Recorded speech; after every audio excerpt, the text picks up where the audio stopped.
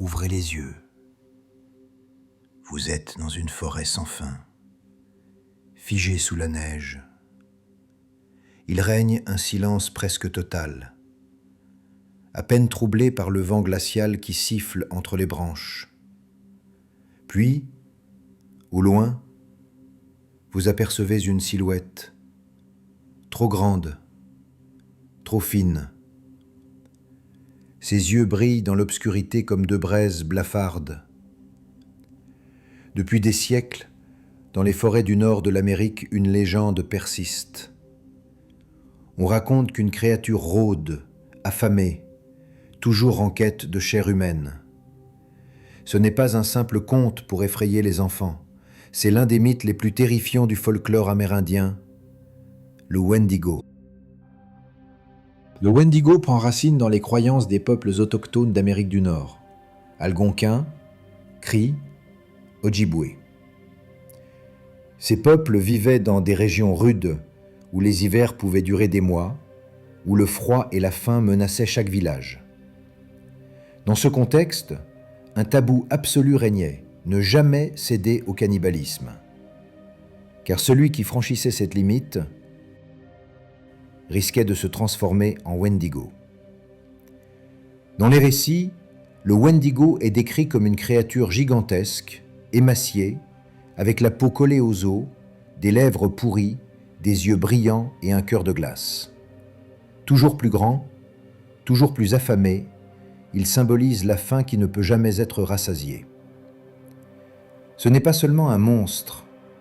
Le Wendigo est aussi un esprit maléfique qui incarne l'avidité humaine, la cupidité et l'appétit démesuré. Un avertissement spirituel transmis de génération en génération. Céder à la faim et à la folie, c'est devenir inhumain.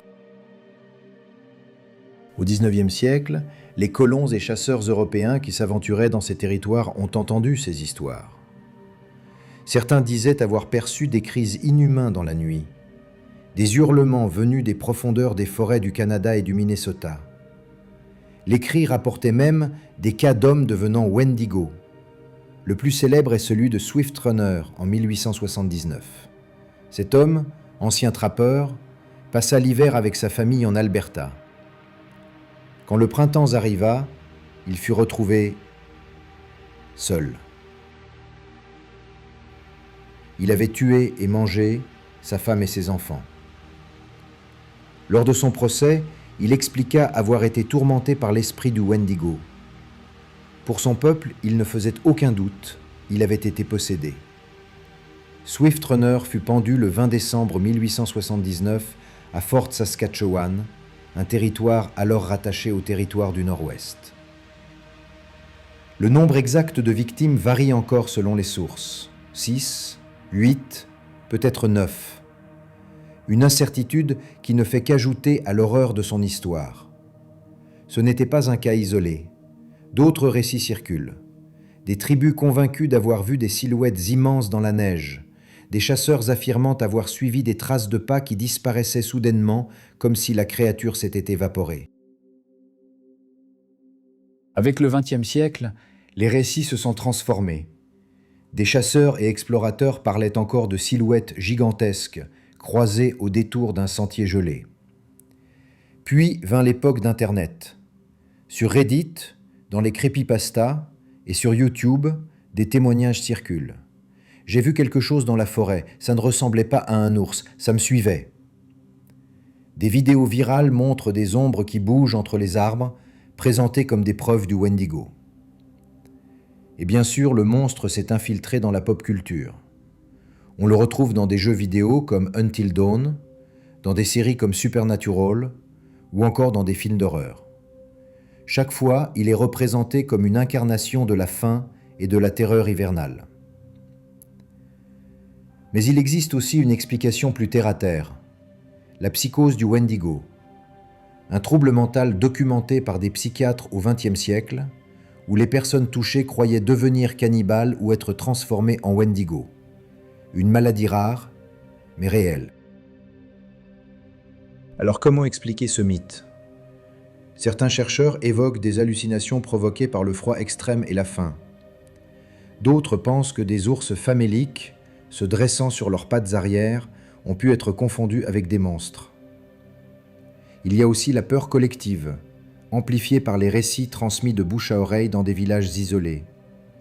Mais le mythe a une fonction claire. C'est un avertissement culturel. Une façon de dire « ne cédez jamais au cannibalisme », ne laissez jamais la faim ou l'avidité vous transformer. Et pourtant, même aujourd'hui, certains jurent que le Wendigo rôde encore dans les forêts du Nord. Alors, qu'en pensez? Légende, métaphore ou véritable créature? Le Wendigo reste l'incarnation de nos peurs les plus anciennes, la faim, le froid et la folie. Alors la prochaine fois que vous marcherez dans une forêt enneigée, rappelez-vous, au loin, derrière les arbres, quelqu'un ou quelque chose pourrait bien vous observer. Pour d'autres histoires où l'horreur et le mystère se rencontrent, abonnez-vous à Univers Mystère.